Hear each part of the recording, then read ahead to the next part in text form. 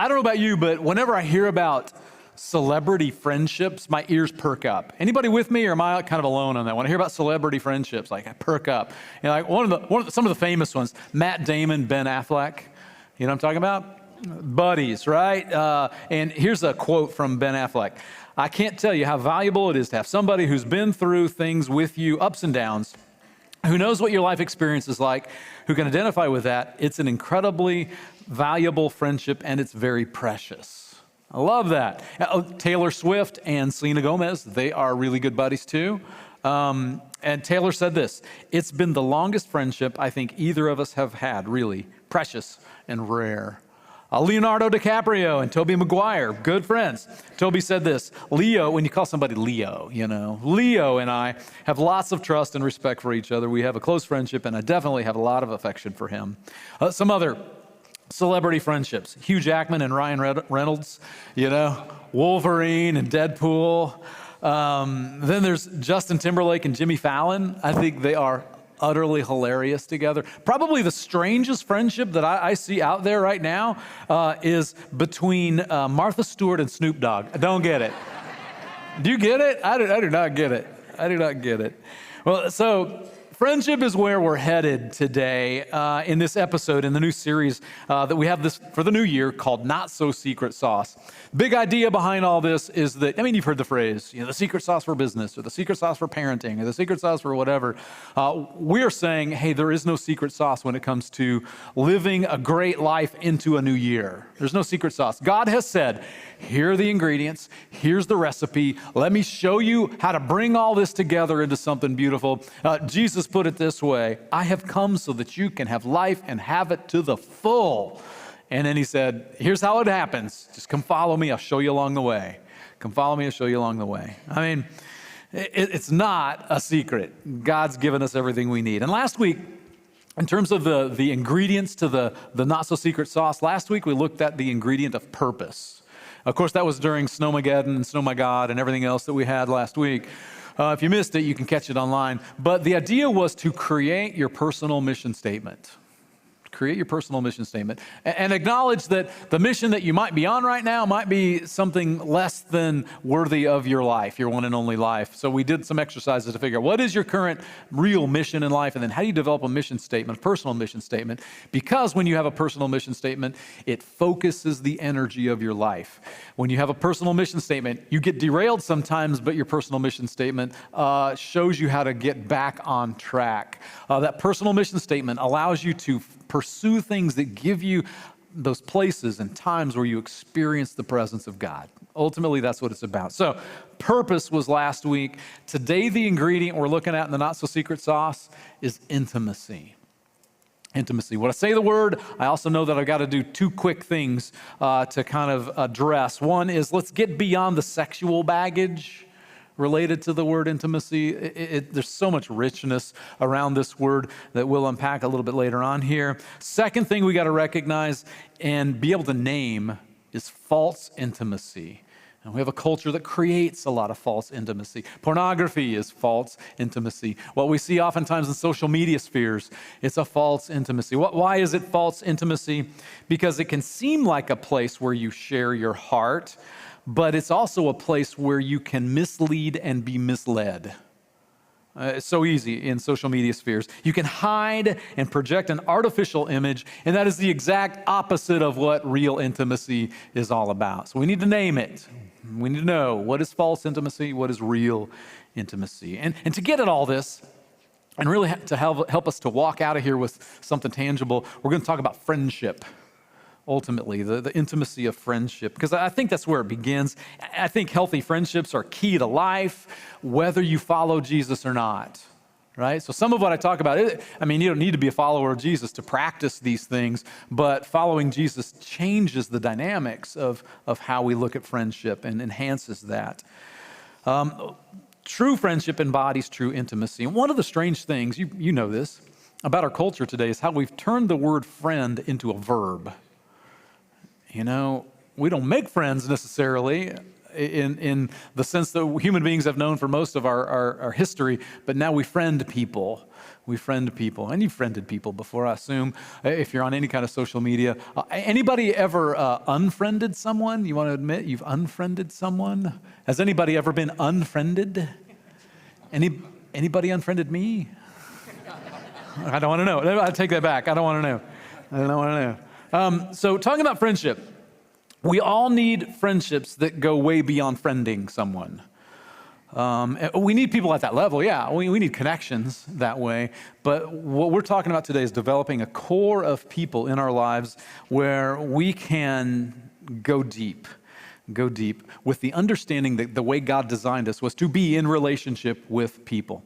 All we got to do is look at our book, right? From the very beginning, the Old Testament, the book of Genesis, creation story, God creates the first human being and says, this is Genesis 2:18, and says, it's not good that the human being is alone. Now, in that story, it's one of our archetypal stories. God's talking to Adam, but in our archetypal stories, when God talks to one person or being, God's talking to who? Everybody. Everybody. So we can see a little glimpse of the heart of God here, that God does not want any human being to be alone. We're created for relationship. A Bible passage that I come back to all the time. My brain is just kind of drawn there. It's in Ecclesiastes. And it's often read at weddings. It's often read at weddings, but it is not a marriage text. Here's what it says. 2 people are better than one, for they can help each other succeed. I love the way it paints a picture here.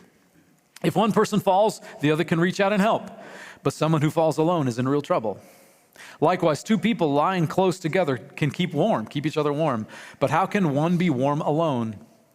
A person standing alone can be attacked and defeated, but 2 can stand back to back and conquer. 3 are even better, for a triple braided cord is not easily broken. So again, just a quick glimpse at Scripture. Friendship is one of the ingredients in the not-so-secret sauce. I've been known to say something like this over the last long period of time. I've been known to say something like this, that part of what church is about is for you to get to know 10 people so well that you could call any one of them to bail you out of jail at midnight, no questions asked. And then I've added a little corollary to that, and to have 2 more friends that are sitting with you in jail saying, man, that was fun. So, okay, take that as you will. There's somebody who I think puts it better than I do. His name is Henry Cloud. He's a psychologist, he's a counselor, a writer, and he says this, we all need 2 a.m. friends. We all need 2 a.m. friends. And you get the picture, right? This is somebody that you can, without hesitation, call at 2 a.m. to help you in some crisis or to celebrate with you in something that really good that's happened. You know, to be a 2 a.m. friend to someone and to have people who can be 2 a.m. friends to you. Science and research emphasizes the power of friendship. So I came across a study, big study called the American Friendship Project. If you got time, dig into it a little bit. The American Friendship Project. What they're doing is looking back at past research on friendship, kind of bringing all that past research together, and then they're doing a long-term study on friendship into the future. So future generations will really benefit from this. But some of the things that they have kind of summarized of current research is, here, let me just lay some of this on you. You can predict somebody's happiness and life satisfaction by the quality and number of friends they have. So somebody can look at the quality and number of friends you have and say, we can guess, we can predict what your life satisfaction, your happiness and life satisfaction is going to be. And get this, more than any other variable in life, positive, supportive friendships predict higher physical and psychological well-being levels. So again, the number one variable in your life that will predict your physical and psychological well-being is your friendships. For older adults, time spent with friends matters more than the equivalent amount of time spent with adult children or other family. I thought that was fascinating. Somebody's laughing over there, like, yeah. Are you the son or are you the parent laughing over there? And quality friendship, here's the last one. Quality friendship can compensate for low quality family and romantic relationships. Isn't that interesting? The power, science is pointing to the power of friendship. And what science is pointing to is just something that theologically, from our scriptures, from our faith, we already know. And that is that friendship is one of the key ingredients in the not-so-secret sauce. But flip side, one of the things that comes up often in the research is that friendship has changed over the last 75 years. I mean, we socialize differently. Robert Putnam wrote a book called Bowling Alone. And he points to some concerning things. For example, having a social night with friends or neighbors, having a social night with friends or neighbors is down 33% from 1950. We still don't do it as much. The average American says they have 2 close friends. That's down from 3 close friends 10 years ago and 6 close friends 35 years ago. And get this, 1 in 4 Americans now report that they don't have even one trusted friend. 25% of us don't have one, not even one trusted friend. So scientifically, theologically, what we see is that human beings were designed for friendship. We're designed for that connection. And yes, friendship includes superficial friends. Those are important too. You know, people we can small talk with, people that we just recognize their faces. That's important. But what really is at the heart of us flourishing is those close friends, the friends that can be with us there through the good, the bad, and the what? Anybody? Fill in the blank? Good, the bad, and the ugly. All right. This side got it. You guys will catch up. So we're going to look at an example of friendship in our scriptures. This comes from the Old Testament. We're going to look at 2 friends, David and Jonathan. David and Jonathan. A little bit of background. David, when he was just a little boy, was tapped to be the second king of Israel. First king was King Saul. We'll talk about him in a minute. David was tapped. He's a little boy. Gets chosen by a prophet. Says, you are the next, going to be the next king of Israel. And Jonathan was the son of the current king, the son of King Saul. Now, King Saul really is happy about David and knows that David's going to succeed him at some point. King Saul's happy about this, and especially happy when David kills the giant, and the giant's name was, anybody know? Goliath, right. Little David kills Goliath. So in the story, David is like 10 or 12 years old, and he goes, his only weapon was a slingshot and a rock. He goes up against a giant. The Bible describes him as 9 feet tall. 9 feet tall, and Goliath is fully armed and armored, and David drops him like a sack of spuds with this slingshot. And he's celebrated for that. And King Saul is like, oh my gosh, you are amazing. Come be a part of my household. So really, Jonathan and David, they're not related to one another, but they become not just like brothers, but friends. I mean, best friends in that situation. And King Saul continues to give David more and more opportunities to succeed. And every time David succeeds at something, Saul, the king, gets a little more envious, a little more jealous, a little more guarded, to the point where, we'll see here in a minute, that King Saul tries to kill David. Because one of the things that really irked Saul is that people would actually start creating songs, singing praises about David and some of his victories in battle and other things. In spite of all that, David and Jonathan develop a strong friendship. And here's what happened. This is 1 Samuel 8. Jonathan's life became bound up with David's life, and Jonathan loved David as much as himself, and Jonathan and David made a covenant together. So, I mean, they didn't just have a friendship. They were like, we covenant to be friends. And, we don't know what that covenant looked like, but imagine it's like, hey, you'll never celebrate alone. You'll never suffer alone. You're never going to walk through life alone. As long as I'm alive, I'm a 2 a.m. friend to you. And I always will be. And they were. So here's what I want to do. Let's see what we can learn from this story. We're going to flesh it out a little bit more. Let's see what we can learn from the friendship of Jonathan and David and what it means to be a 2 a.m. friend. And I think the first thing, when you look at their lives, is they had a common vision and purpose. So 2 a.m. friends are going to have a common vision and purpose. And for them, for David and Jonathan, it was this shared love for God And they had a shared love for the people of God and defending those people. And I also think that there had to be a lot of fun connected into that too, because you can't have a friendship without fun, right? So part of their common vision and purpose was, I imagine they went hunting together. Imagine they laughed together. They played together. Imagine they worshiped together. And it's really important when it comes to friendship to recognize that common shared purpose. But by the way, this is important too, is friends, when we're developing friends, they don't have to be Christians to be our friends, right? You know this. I mean, we can have friends who are not believers. That can be a part of who we are, but still have a shared common and purpose. In fact, two really good friends of mine back in Joplin are, well, on any given day, they might call themselves atheist or agnostic. So we didn't, our common purpose and vision wasn't related to our faith. It was related to helping people and our community. And with one, we went on some really long bike rides to raise money to, recover from the tornado, that sort of thing. But our friendship still had a common vision and purpose. And for, like right here and where I am at Woods Chapel, some of my closest friends are right here on staff because we have a common vision and purpose that is based in our faith, and it is based on, like Brian and I, it's based in a lot of fun too, right? Faith and fun. But that shared common vision and purpose is really important for 2 a.m. friends. Second thing is loyalty. 2 a.m. friends, we gotta have loyalty. And what is loyalty? Being there no matter what. Being there no matter what.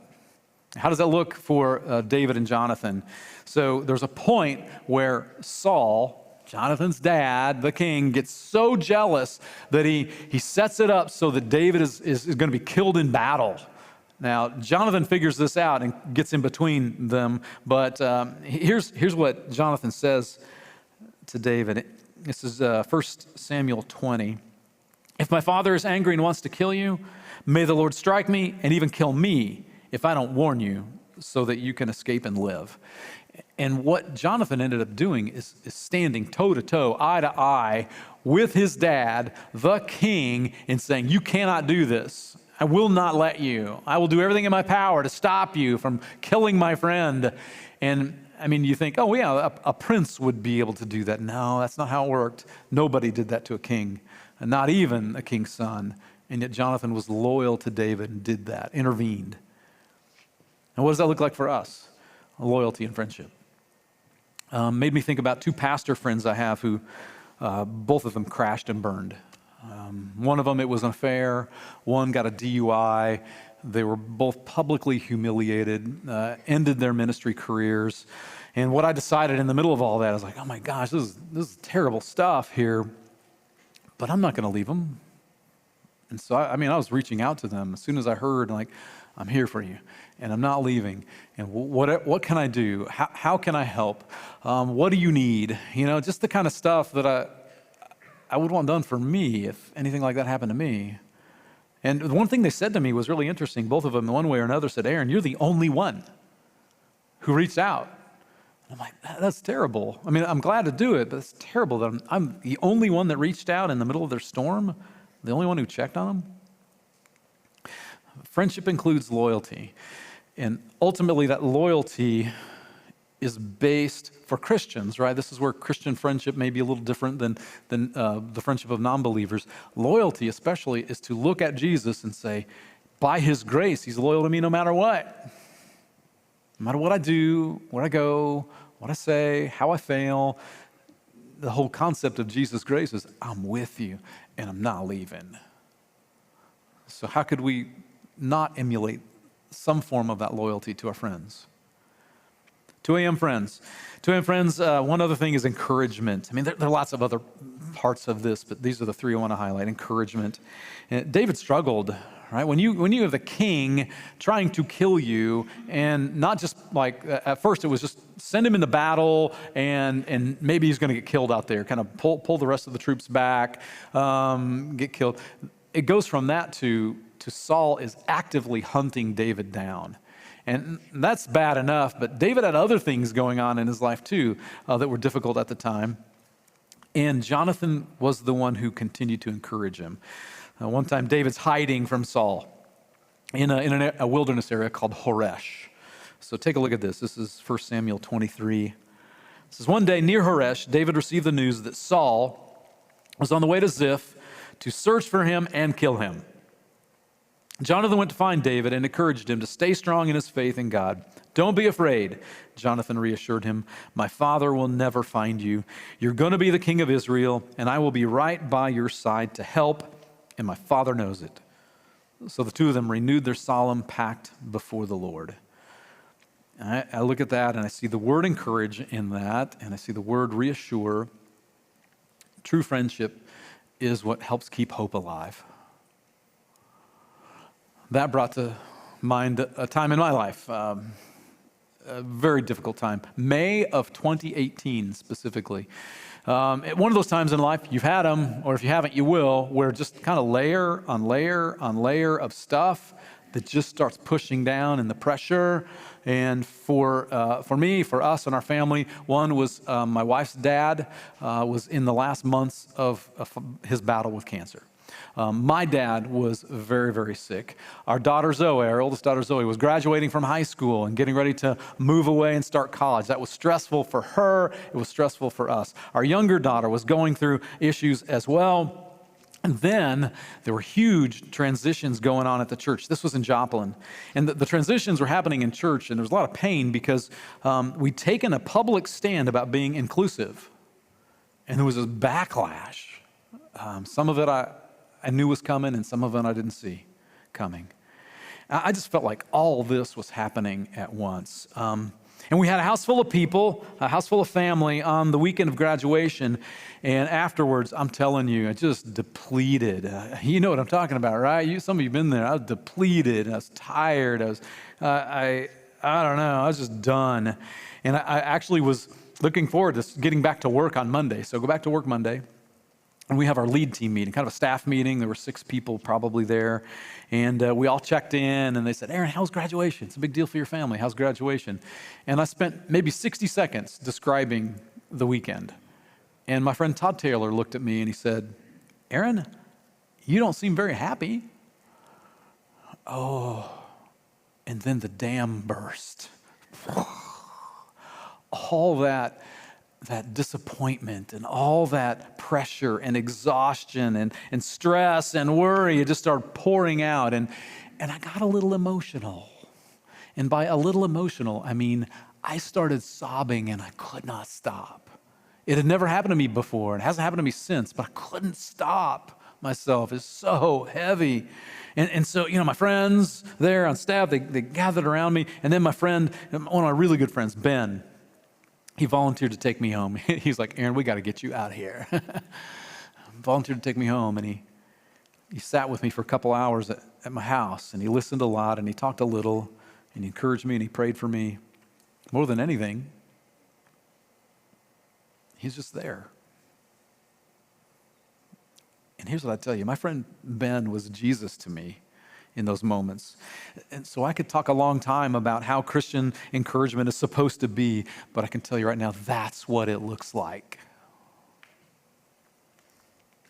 I just believe we need friendship like we need to breathe. In friendship, Jesus gives us the power to survive, and Jesus gives us the power to thrive. And some of you have friendships like this, and you're thinking right now, man, I want to call that person and tell them thank you. And I want to reach out and, let's do our next thing together with my friend. And others of you are like, this is causing a lot of pain talking about this. Because you're like, I don't have one of those. So then the next thing is, let's get to the how. How do you deepen friendships, or how do you make them, And some of the stuff, you're going to be like, I know this. I know you know it. I'm just here to tell you, do it. 3 things, real quick. 3 things. You want 2 a.m. friends, it's going to take risk, time, and focus. Risk. To have that level of depth in a friendship, you're going to have to be vulnerable. Vulnerability is always a risk. Why? Well, because someone may take advantage of that vulnerability. And if that's the case, they're probably not going to be your friend, right? And that's one of the risks we take is we invest something in someone, in a friendship, and if it doesn't work out and they're just not meant to be in that role in your life, one of the worst things that we can do is say, all right, I gave it a try. never going to do that again. I just got to tell you, no, you step back in, you try it again, and you keep trying. And you got to take a risk. If you're an extrovert, here's the risk that you take. You want to relate to everybody. If you're an extrovert, you love everybody. And for you, it's bringing that into develop a few close friendships. You're taking a risk. I can't love, I can't, no, that's right here. If you're an introvert, what's the risk you got to take? Getting out of your cocoon, right? And it is hard for introverts, but getting out of your cocoon, trusting along the way that God's got this, right? God's involved. It isn't just you doing this. God's Spirit is working ahead of what you are doing. So risk. The second thing is time. Man, you can't microwave friendship. It's crockpot stuff, right? You can't microwave it. It takes time. I look at my best friend, and it took years for us to get to a place where we trust one another with everything. You got to invest in time, create experiences. Along with that time, it's creating experiences. You got to do some things, and this goes back to risk. You got to say, hey, let's go try this. Let's go do this. Let's go, experience this together. And then the third thing, focus. Risk, time, focus. How many friends can you have at this level? I mean, you can have lots of friends, right? And I do want to encourage that. But this core of friends, deep friendships, how many can you sustain? It's going to be different for everybody. Maybe it's one for you. Maybe it is two. Maybe it's three. I don't know what the max is, but you're going to have to focus energy and attention and communication to make that happen, 2 a.m. friendships happen. But the seeds of all this can be planted in lots of different places. Some of those places can, be in church, right? A life group, a Bible study, volunteer in a ministry, be a part of the church softball team when it gets going. Or maybe it's outside the church, somebody that you just, neighbor that you see running and you're a runner, you're going to run with them, or biking, all kinds of activities. But, can I state the obvious? You won't plant those seeds if you don't do something. Do something. Do something. And listen, at Woods Chapel, we want to make sure that nobody celebrates alone. We want to make sure that nobody suffers alone. We want to make sure that nobody journeys through life alone. And for so many people, this is one of those missing ingredients in the not-so-secret sauce. And so next week, here's promo. Next week, we have our small group launch. It's going to be between services, out in the coffee bar. And no pressure. It's a no pressure thing, but you can go and kind of see, just sniff around a little bit, meander through there. But those small groups, which will be everything from music stuff and pickleball and softball and Bible studies and whatever else, women's groups, men's groups, it'll all be out there. You kind of look around. Maybe within some of those, the seeds for you will be planted. Young adult groups, right? The seeds to be planted for future friendships that could change your life. Okay, wrapping it up. All this friendship stuff is built on one central friendship, and you know who I'm going to talk about. It's with Jesus. And you may think, well, I have a hard enough time being friends with people I can see. How do I be friends with Jesus? And the answer is through the people you can see. It's through the people you can see. Those moments with my friends in the good times, the bad times, celebrating, consoling, encouraging, those are the moments I've known that I was in the living presence of our greatest risen 2 a.m. friend. Intimacy, key ingredient in the not-so-secret sauce. If it's missing, just, start with prayer. Start praying that God, show me what to do next. Show me what to do next. Ask God to help. God loves it when we ask for help. So far, ingredients. Remember last week, purpose. This week, intimacy. Next week, optimism.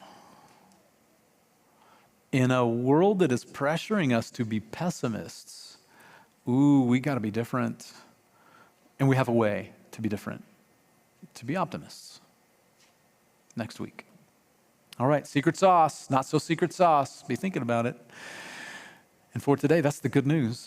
In the name of the Father, and of the Son, and of the Holy Spirit. Amen.